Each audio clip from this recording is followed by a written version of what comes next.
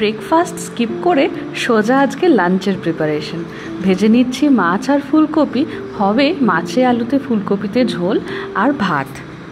এত তাড়াতাড়ি রান্না সারার আজকে কারণটা হচ্ছে বড্ড বিশেষ। চললাম আমি মায়ের কাছে। ভাত খেয়ে আমি আর বিশাল রওনা দিয়েছি ধানবাদের উদ্দেশ্যে।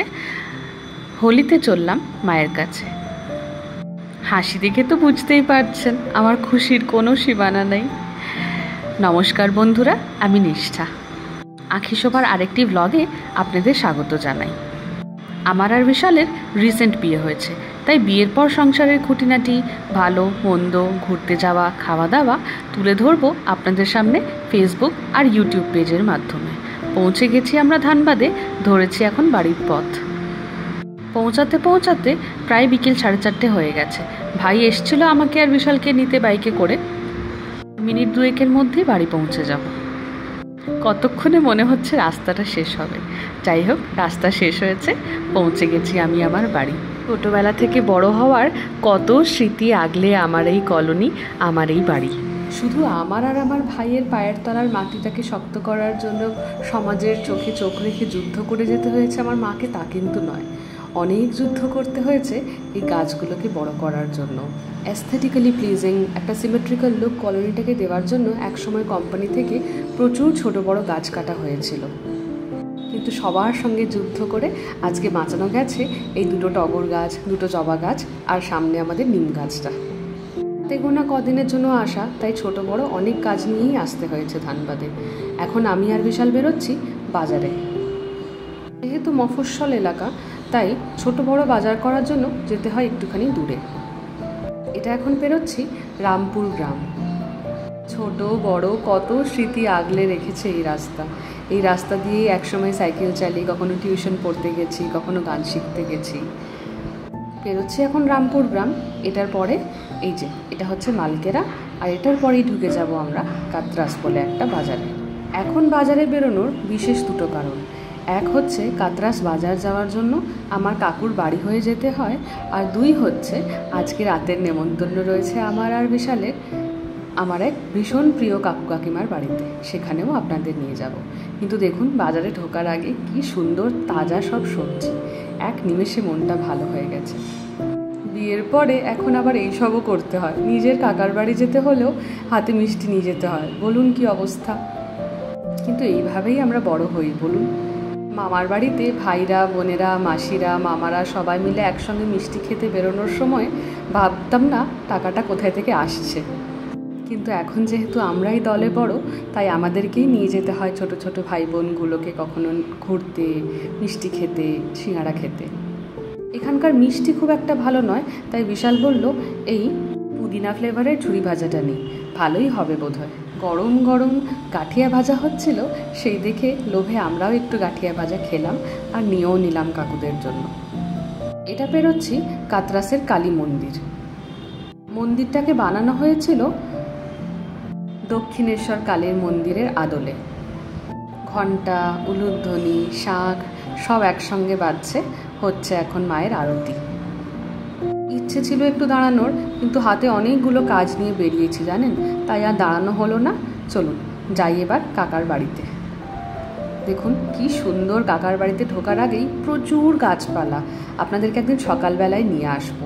এত ফুল আর এত যত্ন করে আমার কাকিমা গাছপালার, পুরো জায়গাটা ভরে রয়েছে সব সবুজ পাতা আর বিভিন্ন রঙের ফুলে।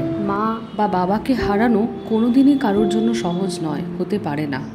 এই যন্ত্রণা সবসময় থাকে, কিন্তু এত কঠিন পরিস্থিতির মধ্যে দিয়ে গিয়ে আমরা বুঝেছি যে সব থেকে কঠিন অবস্থার জন্য ভগবানের কিছু প্ল্যান থাকে। ওই কঠিন পরিস্থিতি আমাকে বুঝিয়েছে যে আমি, মা, ভাই শক্ত করে হাত ধরে থাকলে কতটা স্ট্রং হওয়া যায় একটা ফ্যামিলি। আর তার থেকেও বড় সৌভাগ্য হচ্ছে যারা আশেপাশের মানুষজন রয়েছেন, তারা পিলার্স অফ স্ট্রেংথ হয়ে দাঁড়ান। আমাদের জীবনে সেই গাইডিং লাইটটা হচ্ছে উত্তম কাকা আর তার পরিবার। সাপোর্ট, অ্যাডভাইস, ভালোবাসা দিয়ে আমাদেরকে এমন করে ঘিরে রেখেছে, ঠিক যেমন করে আমার বাবা হয়তো ঘিরে রাখত। আমাদের জীবনে এই পরিবারটির উপস্থিতি হচ্ছে one of the greatest blessings. দরজা খুলতেই মিষ্টি হাসি দিয়ে আপনাদের সকলকে স্বাগত জানালো আমার পুচকে ভাইটি, উত্তম কাকার ছেলে আশুতোষ। আর বাড়ির মধ্যেই এই মন্দিরটি সদ্য নির্মাণ করা হয়েছে। বিয়ের পরে আসা হয়নি, তাই আসা মাত্রই কাকু বলল যে আগে মন্দিরটা গিয়ে দেখে আয়। কি অপূর্ব সুন্দর বানিয়েছে বলুন। মাঝখানে একটা ছোট্ট করে হোমের জায়গা আর চারিদিকে ঠাকুরের ছবি। এখন হচ্ছে প্রচুর গল্প আড্ডা। গরমের মধ্যে পাখা চালিয়ে বসে রয়েছি আমরা কাকুর এখন উঠোনে। উত্তম কাকা, মা, ভাই, বিশাল বাদে রয়েছে আমাদের শুক্লা কাকিমা আর কাকুর মেয়ে ইন্দ্রাণী। চলুন কাকুর বাড়িটাও আপনাদেরকে একটু ঘুরিয়ে দেখাই। পরিষ্কার পরিচ্ছন্ন পরিপাটি করে সুন্দর গোছানো একটা বাড়ি। একটা ছোট বাচ্চা রয়েছে বাড়িতে, তার সত্ত্বেও কাকিমা বড় যত্নে আগলে রেখেছে বাড়িটাকে। অবশ্যই দরজায় আলপনাগুলো দিয়েছে কাকুর মেয়ে। কি অপূর্ব সুন্দর লাগছে দেখুন। লাল মাটির ওপরে সাদাটা যেন আরও সুন্দরভাবে ফুটে উঠেছে। কত স্মৃতি এই বাড়ি জুড়ে। ছোটোর থেকে কতবার এসেছি তার কোনো হিসেব নেই।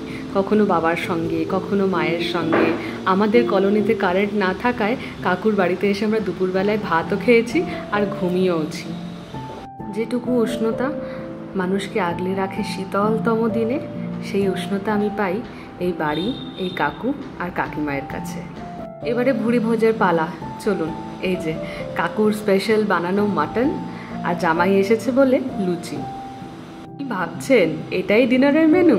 এই দেখুন অফুরন্ত পোলাও, আর যা দুর্দান্ত খেতে হয়েছে সে আর বলে বোঝানো যাবে না। গন্ধে মোমো করছে গোটা ঘরটা।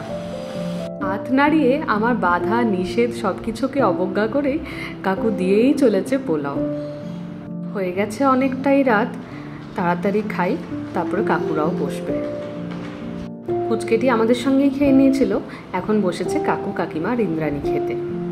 কিন্তু চলুন বেশি দেরি করলে হবে না, আজকে রয়েছে হোলিকা। ফিরে গেছি আমরা বাড়িতে। কলোনির ক্লাব থেকে প্রত্যেক বছর অ্যারেঞ্জ করা হয় এই হোলিকার। আকাশে দোল পূর্ণিমার চাঁদকে সাক্ষী রেখে এই আগুনে চলুন আমরাও বিসর্জন দিই আমাদের রাগ, অভিমান, জীবনের যত কষ্ট, আর ঈশ্বরের কাছে প্রার্থনা করি সবার ভালো থাকার, মঙ্গল করার।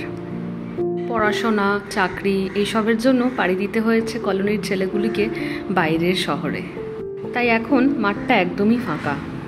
আমরা ছোটবেলা থেকে শয়ে শয়ে লোক আসতে দেখেছি। এখানে হোলি কালকে। মা বানিয়ে রেখেছে দই বড়া আর নিমকি, আমি বানাবো গুজিয়া। ছোটোর থেকে দেখছি মাকে এই চাকিটা ব্যবহার করতে। এটা মাকে গিফট করেছিল মায়ের এক বান্ধবীর হাজব্যান্ড। উনি লোহার খুব ভালো কাজ করতে পারতেন। এছাড়াও উনি মাকে বানিয়ে দিয়েছেন লোহার সাঁড়াশি, তাওয়া, আরও অনেক কিছু। গুজিয়া বানানোর জন্য রেডি করে নিয়েছি পুরটা। পুরটায় দিয়েছি খোয়া, সুজি, চিনি, কাজু, কিশমিশ, বাদাম, আর একটু শুকনো গুঁড়ো দুধও দিয়েছিলাম। গরম হতে বসিয়েছি তেলটা। বানিয়ে নিই গুজিয়াগুলো। আমাদের এখানে হোলিতে প্রত্যেকটি বাড়িতেই এরকম স্পেশাল ডিশ হবেই হবে। ম্যাক্সিমাম জনই বানান দই বড়া, নিমকি আর এই গুজিয়া। সকালবেলায় বড়রা, বাচ্চারা সবাই রং খেলে, আর বিকেলবেলাটাতে সবাই বেরোয় আবির খেলতে। সবাই যায় একে অপরের বাড়ি, বড়দের পায়ে আবির দেওয়া আর ছোটদেরকে নিয়ে আবির খেলা। প্রত্যেকটি বাড়িতে গেলেই দেওয়া হয় এই রকমের ব্যঞ্জন মিষ্টিমুখ করার জন্য। বিহার ঝাড়খণ্ডে এই গুজিয়া, ঠেকুয়া এইসব বানানোর জন্য বাজারে পাওয়া যায় একটা ফ্রেম। আমাদের কাছে সেটা নেই। শিখেছিলাম গুজিয়া বানানোটা আমার এক প্রতিবেশী বিহারি আন্টির কাছে। ফ্রেমটা নেই বলে আমি গুজিয়াগুলোকে হাতেই মুড়ে নিয়েছি। আমার হাতের এই গুজিয়া খেতে ভালোবাসে মা আর ভাই ভীষণ, কিন্তু এই বছরে আবার স্পেশাল কমপ্লিমেন্ট পেয়ে গেছি আমার কর্তার মশাইয়ের কাছ থেকেও। পিট ও পিট করে লালচে লালচে করে একটু ভেজে নেব গুজিয়াগুলোকে, তারপরে নেব তেল থেকে তুলে। গুজিয়াগুলো ফুলে কেমন তেলের ওপরে ভেসে উঠেছে দেখুন, কি সুন্দর লাগছে, মুচমুচে হয়েছে, দারুণ খেতে। গুজিয়া বানাতে বানাতেই ফোন এলো আবার ইন্দ্রাণীর কাছ থেকে। জামাইবাবুর কাছে আবদার, রাত্রেবেলায় সব ভাই বোনরা মিলে যাব চা খেতে কাতরাসে আবার। রাত 11:30টার সময় সব ভাই বোনেরা মিলে আমরা আবার বেরিয়েছি কাতরাসের উদ্দেশ্যে চা খেতে। কাছের লোকগুলির সঙ্গে খুব সুন্দর কটা দিন সময় কাটাই। আপনারাও ভালো থাকবেন, সুস্থ থাকবেন। Thank you.